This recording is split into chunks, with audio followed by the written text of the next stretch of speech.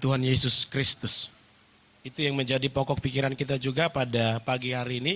Supaya kita mengerti mengapa kita harus memperingati kematian Tuhan Yesus Kristus. Dan seharusnya di saat-saat momen seperti ini kita lebih banyak hadir seharusnya. Tapi karena kita mungkin tidak mengerti dan tidak menghargai karya Kristus di kayu salib sehingga kita menganggap itu biasa-biasa saja. Haleluya. Ya, di sini saya kasih tema memperingati hari kematian Tuhan Yesus Kristus. Ya, ini bukan Tuhan Yesus, ini seorang aktor. Alkitab mengatakan dalam bentuk manusia, dia nggak layak lagi disebut manusia karena penderitaan yang ia alami. Bahkan sepanjang jalan menuju Bukit Kalvari itu, sepanjang jalan itu dagingnya itu tercabik-cabik. Nah, ini belum. Tapi ini aja sudah sangat bagaimana kita memperhatikannya begitu. Haleluya. Memperingati hari kematian Tuhan Yesus Kristus. Pertanyaannya mengapa kita harus memperingatinya? Tujuan mengapa kita harus memperingati hari kematian Tuhan Yesus adalah supaya kita mengerti betapa besar kasih Allah Bapa kepada umat manusia. Yohanes 3:16. Betapa besar kasih Allah Bapa kepada umat manusia. Sama-sama kita baca 1, 2, 3 ya. Karena begitu besar kasih Allah akan dunia ini, sehingga ia telah mengaruniakan anaknya yang tunggal, supaya setiap orang yang percaya kepadanya tidak binasa, melainkan beroleh hidup yang kekal. Kita lihat buktinya, bukti besarnya kasih Tuhan kepada kita, supaya kita mengerti bagaimana menghargai pengorbanan atau bukti kasih Tuhan kepada kita. Kita lihat di Roma 5 ayat 6 sampai dengan 7. Kita perhatikan, nih perhatikan ya. Karena waktu kita masih lemah, Kristus telah mati untuk kita orang-orang durhaka pada waktu yang ditentukan oleh Allah. Next. Sebab tidak mudah seorang mau mati untuk orang yang benar, tetapi mungkin untuk orang yang baik ada orang yang berani mati. Saya sudah banding dengan bahasa Indonesia masa kini, makna dari kalimat ini. Artinya begini, untuk orang yang benar saja, belum tentu ada orang mau mati. Tapi mungkin ada, tapi jarang. Untuk orang baik, ada orang mau mati. Artinya dia baik sama kita. Dia baik sama kita, sangat baik sama kita. Ketika harus mempertaruhkan nyawa untuk dia, kita rela mati untuk itu. Itu jarang. Untuk orang yang benar, untuk orang yang hidup dalam kebenaran, belum tentu ada orang mau mati untuk dia. Kamu yakin dia benar? Yakin? Mau mati untuk dia? Belum tentu mau. Yesus mati bukan untuk orang benar, bukan untuk orang baik, tapi untuk kita orang durhaka. Nangkap? Mundur ke ayat 6. Karena waktu kita masih lemah, belum hidup dalam Tuhan, belum mengenal kebenaran, masih hidup dalam kubangan dosa, Kristus telah mati untuk kita orang-orang. Dalam gak cintanya ini? Dalam gak cintanya? Halo? Saya kasih contoh. Tangkap siapa yang saya maksud. Ada seorang hamba Tuhan. Sebelum dia bertobat, dia berdoa sama Tuhan. Meminta petunjuk siapa jodoh. Lalu Tuhan kasih penglihatan sama hamba Tuhan tersebut. Ditunjukkan seorang wanita. Pada saat itu wanita itu masih menuntut pendidikan. Lalu dia utarakan sama wanita tadi. Tuhan katakan, kaulah jodohku, kata hamba Tuhan tadi. Wanita tadi menolak. Menolak sampai suatu ketika wanita tadi dijebak seorang laki-laki, diperkosa. Setelah diperkosa, lalu datang dia kepada laki-laki yang mengutarakan, hamba Tuhan tadi yang mengutarakan, Tuhan katakan kaulah jodohku. Hamba Tuhan ini lambat bergumul. Bagaimana mungkin bisa menerima seseorang yang sudah diperkosa laki-laki atau digagai seorang laki-laki. Itu berat. Betul enggak ini laki-laki? Itu berat, betul? Tapi karena hamba Tuhan ini mengasihi si perempuan tadi, dia terima perempuan tadi. Itu karena cinta. Kasihnya itu agape. Gitu. Nangkap maksud saya? Ada kasus kisah nyata hamba Tuhan. Awal bertobat, dia mimpi, dia Tuhan kasih penglihatan, dia utarakan sama wanita tadi. Kata Tuhan, kaulah jodohku. Karena mungkin dari sudut pandang finansi, pendidikan dan lain sebagainya, si perempuan ini memandang ini gak kelasku gitu. Sampai suatu ketika perempuan ini dijebak seorang laki-laki, diperkosa. Lalu setelah diperkosa, si perempuan ini datang kepada hamba Tuhan tadi. Karena cinta, hamba Tuhan ini tetap menerimanya. Gak mungkin, tapi terterimanya karena agape, karena dari Tuhan kasihnya. Tuhan juga begitu. Karena begitu besar kasih Allah akan dunia ini, sehingga ia telah mengaruniakan anaknya yang tunggal, supaya setiap orang yang percaya kepada-Nya tidak binasa, melainkan beroleh hidup yang kekal. Untuk orang yang benar saja kita dituntut mati, untuk membela orang yang benar, belum tentu ada yang mau. Untuk orang baik mungkin ada, tapi jarang. Ada, haleluya. Yesus mati karena cintanya kepada manusia yang berdosa, dia rela mati. Dalam gak ini? Dalam gak cinta seperti ini? Coba putar videonya. Nah, kita lihat dulu. Nonton sejenak. Mau nonton? Jadi yang nonton di handphone stop dulu. Kita nonton ini dulu. Kita putar. Oke. Kita nonton sejenak. Yang 3 menit itu pun gak masalah. Biar kita lihat bagaimana. Ini masih setengahnya kali. Karena dari kesaksian aktornya, setengahnya pun belum. Begitu mengerikan, masih memerankan. Belum langsung. Nah, ini cus. Lepas kan. Itu sepanjang jalan sebenarnya. Dagingnya itu tercabik-cabik. Itu maka Alkitab katakan oleh bilur-bilurnya, kamu sembuh oleh daging-daging yang tercabik-cabik itu. Nih, salibnya itu cukup berat. Paku salib itu saya periksa di Google dari dokter anatomi. Waduh, itu mengerikan. Bahkan ketika dia mati, itu lututnya itu kan gak bisa tegak. Bagaimana dia menahan badannya itu loh. Nangkap saudara. Itu dipaku dengan lutut begini. Bagaimana badannya begini coba. Kalau begini mungkin bisa ditahan, masih kuat. Nahan badan begini itu bagaimana. Sampai makanya dikasih anggur asam itu mau menghilangkan rasa sakit, tapi ditolaknya. Dia tahan tanggung semua.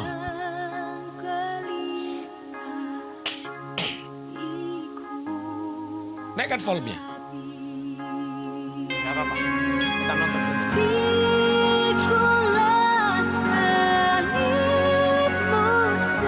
Itu diperlakukan orang semua maunya. Ditunjangi, diludahi, ditampar, ditelanjangi.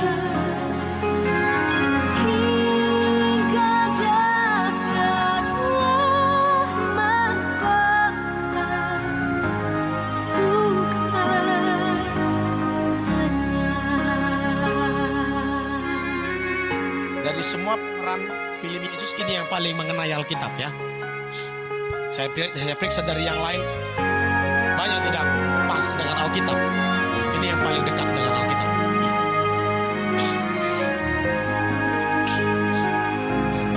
Ini ibunya. Bagaimana hati seorang ibu terhadap anaknya.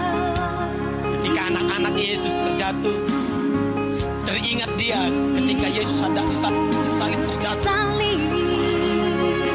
Nurani seorang ibu ya, yang melahirkan. Saya nggak pernah jadi ibu, tapi melahirkan jemaat saya banyak.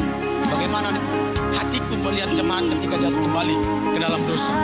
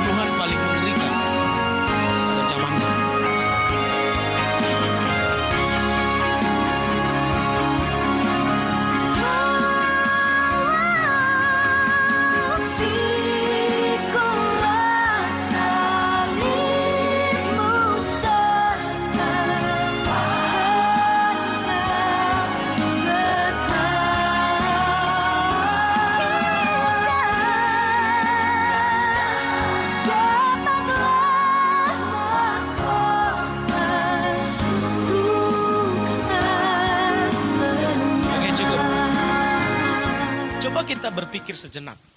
Dia lakukan itu membuktikan cintanya sama kita. Kalau ada pribadi yang seperti itu mencintai kita, apa respon kita? Halo? Masih bersama dengan saya? Untuk orang benar aja nggak mau orang mati. Kalau untuk orang baik mungkin ada, itu jarang. Mungkin karena dia banyak tolong kita. Ya kita rela mati untuk membela dia. Untuk orang yang baik sama kita. Tapi untuk orang yang benar belum tentu. Saya mau katakan baik belum tentu benar. Benar juga belum tentu baik. Bingung saudara kan? Karena baru-baru ini saya bersoal jawab dengan seorang, akhirnya dia mati kutu. Baik itu belum tentu benar katanya. Tapi benar sudah pasti baik. Belum tentu aku bilang. Tergantung siapa yang meresponnya aku bilang. Kalau sama Tuhan baik, benar sudah pasti baik. Tapi sama manusia, benar kita belum tentu baik sama mereka. Betul? Haleluya. Haleluya. Jadi Bapak Ibu saya kasih dalam nama Tuhan. Tuhan itu sangat mencintai kita.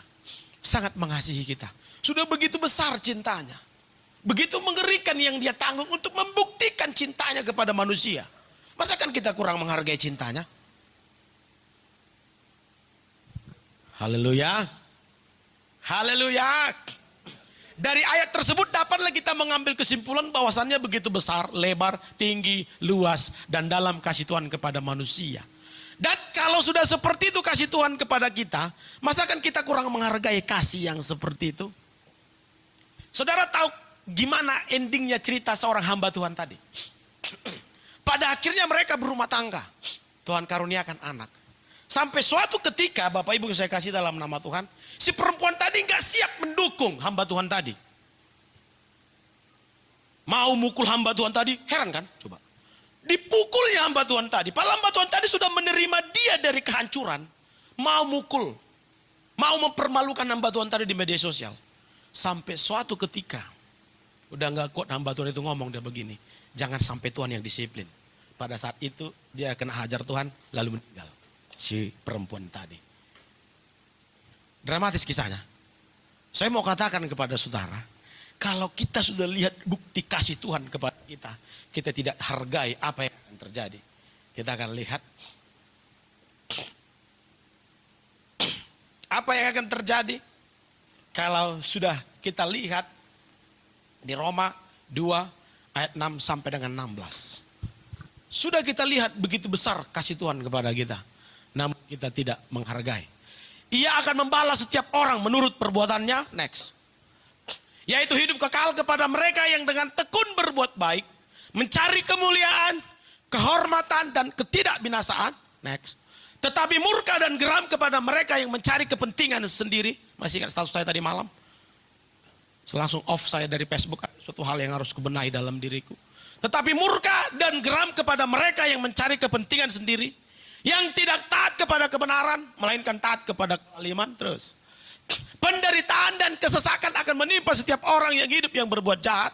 Lanjut. Pertama-tama orang Yahudi dan juga orang Yunani. Tapi kemuliaan, ini masih kita hidup loh. Sampai nanti di kekekalan. Tapi kemuliaan, kehormatan dan damai sejahtera akan diperoleh semua orang yang berbuat baik. Pertama-tama orang Yahudi dan juga orang Yunani. Lanjut. Sebab Allah tidak memandang bulu. Di mata Tuhan kita sama. Yang membedakan iman kita. Katakan amin. Sebab semua orang yang berdosa tanpa hukum Taurat akan binasa tanpa hukum Taurat. Dan semua orang yang berdosa di bawah hukum Taurat akan dihakimi oleh hukum Taurat. Lanjut.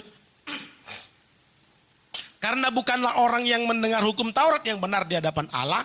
Tetapi orang yang melakukan hukum Taurat lah yang akan dibenarkan. Teruskan. Apabila bangsa-bangsa lain yang tidak memiliki hukum Taurat. Di luar Yahudi ini. Oleh dorongan sendiri melakukan apa yang dituntut hukum Taurat, maka walaupun mereka tidak memiliki hukum Taurat, mereka menjadi hukum Taurat bagi diri mereka sendiri. Artinya begini, hukum Taurat Tuhan percaya kepada orang Yahudi. Tapi ada orang belum pernah mendengar hukum Taurat, tapi mentaati hukum Taurat. Contohnya, jangan membunuh, itu hukum Taurat enggak? Tanya mereka di luar yang tidak memiliki hukum Taurat. Boleh nggak membunuh? Nggak boleh katanya. Artinya diri sendiri jadi hukum Taurat bagi dia. Nah semua orang di luar Injil akan dihakimi menurut hukum Taurat. Kecuali mereka yang sudah pernah mendengar Injil tapi tidak melakukannya dihakimi menurut Injil. Setuju, tepuk tangan dong. Haleluya. Haleluya. Itu maka kita katakan beritakanlah Injil. Karena Tuhan menghendaki supaya semua orang selamat. Mereka menjadi hukum Taurat bagi diri sendiri. Next. Sebab dengan itu mereka menunjukkan bahwa isi hukum Taurat ada tertulis di dalam hati mereka. Dan suara hati mereka turut bersaksi. Dan pikiran mereka saling menuduh atau saling membela. Terakhir. Hal itu akan nampak pada hari bila mana Allah sesuai dengan Injil yang kuberitakan akan menghakimi segala sesuatu yang tersembunyi dalam hati manusia oleh Kristus Yesus. Ya wajar dong. Tuhan sudah buktikan cintanya sama manusia. Manusia nggak menghargainya. Terima bagianmu. Sama seperti kasus hamba Tuhan tadi. Udah nggak kuat dia. Ini orang diterima dari masa lalu. Dari kehancuran malah suka-sukanya. Sampai mau ngelempar hamba Tuhan tadi dari waktu khotbah di mimbar. Sampai ngomong, ku lempar kau nanti. Kau singgung-singgung karakterku katanya. Seperti ngomong sama hamba Tuhan tadi. Nggak kuat lagi hamba Tuhan tadi. Jangan sampai Tuhan yang disiplin. Sakit mati. Jadi kalau kita sudah tahu bukti kasih Tuhan, pengorbanan Tuhan di kayu salib untuk kita nggak hargai, terima bagian kita. Haleluya. Bahkan perhatikan baik. Ini ada sebuah kesaksian, saya nggak usah sebut namanya, seorang hamba Tuhan. Baru-baru ini ku ingatkan, ngapain lagi kau pesta ke adat-adat itu, ku bilang. Nggak dengarkannya kok. Setelah pesta, baru-baru ini dikabari saya. Istriku baru kecelakaan. Ada penggumpalan darah di otaknya. Sekarang begini. Nanti setelah agak tenang, aku akan ingatkan kembali. Udah aku bilangi samamu. Ngapain lagi kau balik ke situ? Baik lagi dia ke situ. Alkitab mengatakan barang siapa yang ku kasih, ku tegur dan ku hajar. Udah ditegur Tuhan dia melalui saya. Ngapain kau balik-balik ke situ? Udah ngerti kau kebenaran. Sarjana teologi dan lain sebagainya. Tapi kau balik ke situ. Nggak dengarkan. Diajar Tuhan. Itu bukti kasih Tuhan salah satu. Amin. Jadi ketika kita dihajarnya bersyukur. Berarti masih dianggapnya kita anak yang sah di hadapannya. Haleluya. Sekarang kita paham mereka yang menghargai kasih Tuhan. 1 Yohanes 3 ayat 22.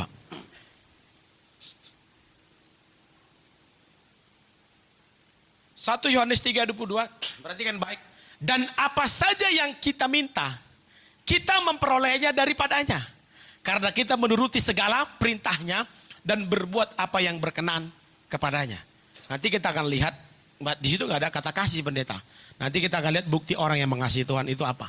Tapi di sini dikatakan apapun yang kita minta, apapun yang kita minta kita memperolehnya daripadanya. Karena kita menuruti segala perintahnya dan berbuat apa yang berkenan kepadanya. Kita lihat bukti orang yang mengasihi Tuhan. Bukti orang yang mengasihi Tuhan. Mentaati segala sesuatu yang diperintahkan Tuhan. Coba angkat tangan yang mengasihi Tuhan. Jangan ragu-ragu, angkat aja tangannya. Nanti kita akan periksa. Halo, jangan ragu-ragu. Kita belajar di sini bukan untuk menghakimi. Ada amin? Itu namanya keluarga. Kalau saudara gabung sesekali ke Simpang Bungara di keluarga kami di rumah. Itu biasa itu. Ketika orang lemah, begina. Saling mengkhotbahi, saling melengkapi. Memang begitulah keluarga. Nggak diam-diaman. Kita juga keluarga dalam Tuhan. Haleluya. Jadi kalau ditanya langsung respon. Siapa yang mengasihi Tuhan? Angkat tangan. Kan belum angkat kakinya kusuruh. Masih angkat tangannya. Masih gampangnya. Bukti orang yang mengasihi Tuhan. Sama-sama yuk. 1, 2, 3. Mentaati segala sesuatu yang diperintahkan Tuhan. Yohanes 14 ayat 15. Jikalau kamu mengasihi aku, kamu akan menuruti segala perintahku. 15 ayat 10. Jikalau kamu menuruti perintahku, kamu akan tinggal di dalam kasihku, seperti aku menuruti perintah Bapakku, dan tinggal di dalam kasihnya. 1 Yohanes 2, 3-6. Perhatikan lagi. Dan inilah tandanya, ada tandanya orang yang mengasihi Tuhan. Katakan amin. Bahwa kita mengenal Allah, yaitu jikalau kita menuruti perintah-perintahnya. Lanjut. Barang siapa berkata aku mengenal dia tapi ia tidak menuruti perintahnya, ia adalah seorang pendusta dan di dalamnya tidak ada kebenaran. Lanjut. Tetapi barang siapa menuruti firman-Nya, di dalam orang itu sungguh sempurna kasih Allah Dengan itulah kita ketahui bahwa kita ada di dalam Kristus. Barang siapa mengatakan bahwa ia ada di dalam Kristus, ia wajib hidup sama seperti Kristus telah hidup. Tuhan nyatakan cintanya kepada kita harus nyatakan cinta kita kepada Tuhan. Amin. Haleluya. Ya, bukti kita mencintai Tuhan, mengasihi Tuhan, mentaati segala apa yang diperintahkan Tuhan. Ada haleluya. Iya. Saudaraku, kalau soal cerita cinta, aduh. Saya perhatikan di dalam diri manusia ada hal yang paling istimewa Tuhan berikan. Yaitu berbicara tentang cinta. Kalau sudah cinta, apapun dilakukan orang. Haleluya. Jangan seperti lagu Niada Niati. Cintamu cinta apa? Sayangmu sayang apa? Janjimu janji apa? Manisnya di bibir saja. Rindumu rindu apa? Kasihmu kasih apa? Manisnya di bibir saja. Aku mengasihi Engkau Tuhan. Aku rindu padamu Tuhan. Oh, kita lakukan firman Tuhan. Amin. Kalau Tuhan bisa pinjam lagu Niada Niati tadi, pas dia nyanyikan untuk kita itu. Cintamu, cinta apa? Sayangmu, tak kenapa tadi malam diingatkan Tuhan. Saya buka, aku klik. Oh, ini lagu Niada Niati, ternyata aku pikir. Rindumu rindu apa? Manisnya di bibir saja. Memang gak bisa dipungkirin, ada cinta palsu, ada cinta yang asli. Kalau cinta yang asli, pagi makan, sore puasa, jalan. Halo?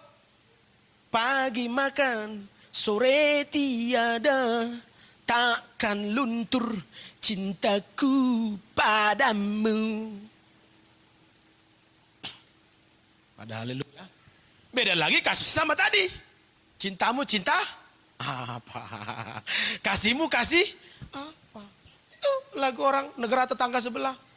Demi cintaku padamu, ke gunung ku ikut denganmu. Walaupun harus berkorban jiwa dan raga, itu cinta. Loh, yang mengasihi Tuhan. Mana tangan? Bah, enggak ada. Tuhan udah buktikan cintanya sama manusia. Masa akan cinta Tuhan itu jadi cinta kelapa? Dia cinta, kita enggak apa-apa. Tunggu pembalasannya. Kalau sudah dinyatakan cintanya, kita main-main. Suami-suami di sini udah kita buktikan cinta kita sama istri kita. Apa yang dia apa kita kasih, kita penuh dan lain sebagainya. Tiba-tiba dia nyeleneh, berbuat yang enggak-enggak. Apa respon suami-suami? Ku pijak-pijak itu pendeta. Kira-kira seperti itu kan? Itu warasnya saja. Saya tidak sedang berbicara kebenaran tentang itu. Ada baru-baru ini kasus sampai cerai. Seorang pengacara itu. Ya kan? Cerai. Gara-gara sesuatu hal. Terakhir mama-mama pun jadi buat status. Kalau tahu begini kita harus hati-hati mama-mama. Dia pun gak dapat bagian dari suaminya, kita pun harus atur formasi. Loh, ini jadi ikut-ikutan sesat ini kupikir. Gak usah begitu, kita harus mengandalkan Tuhan. Ibu-ibu andalkan Tuhan. Amin. Meskipun suatu waktu suami kita gak setia, masih ada Tuhan yang membela kita. Setuju, tepuk tangan. Jangan terlalu bergantung sama pasangan. Bergantunglah sama Tuhan. Katakan amin. Haleluya. Ya, itu yang benar. Jadi kalau Tuhan sudah membuktikan cintanya sama kita, mari buktikan cintamu sama Tuhan. Ini kalau bersaksi, aku nanti kalau dari tamat sekolah pendeta, ibadah makin rajin, makin sungguh-sungguh. Begitu tamat mana, malah makin makan malas. Itulah lagu Niada Niati tadi. Cintamu cinta apa? Janjimu janji apa? Kasihmu kasih apa?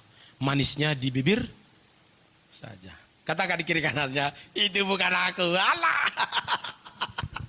Ayo katakan di kiri kanannya, itu bukan aku. Kalau sudah cinta janjian, yang di mana? Di sini, datanglah, hujan. Tapi gak apa-apa, tunggu aja bentar di situ ya. Datanginya itu. Meskipun hujan-hujan datanginya kalau cinta. Ini kalau cinta, yuk latihan. Banyak tingkah. Bukan di sini, sana. Timur Tenggara. Katanya cinta. Dage. Enggak cinta namanya itu. Cinta sih, tapi cinta palsu. Manisnya di bibir saja kalau nyanyi aku mengasihi engkau Yesus di bibir. Saya tidak sedang berbicara di luar sana tapi di sini. Buktikan cinta kita. Katakan di kiri kanannya, aku akan buktikan cintaku.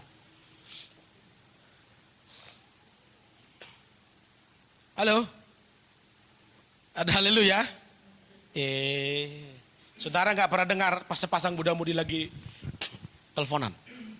Dek, kau cinta nggak sama aku? Cinta. Buktinya? Hari itu kubelikannya pulsa. Cuma pulsa.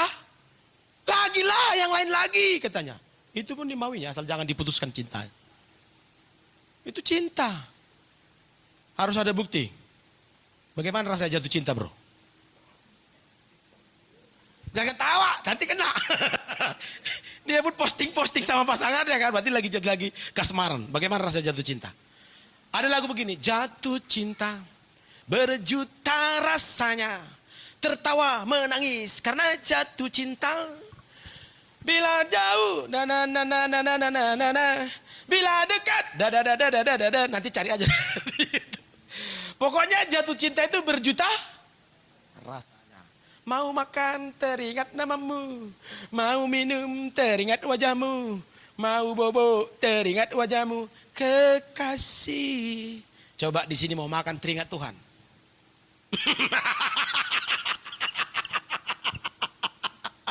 Mau bobo teringat Tuhan. Aku pun kadang lupa. Anakku bilang, Pak, apa? Doa. Oh iya juga, iya. Kami di rumah berdua saling mengingatkan. Kalau angkat tangan dulu yang mengasihi Tuhan nih, haleluya. Bah, pengkhianat cinta rupanya semua yang ada di sini. Tak onda angkat tangan. Mari angkat tangan dulu yang mengasihi Tuhan.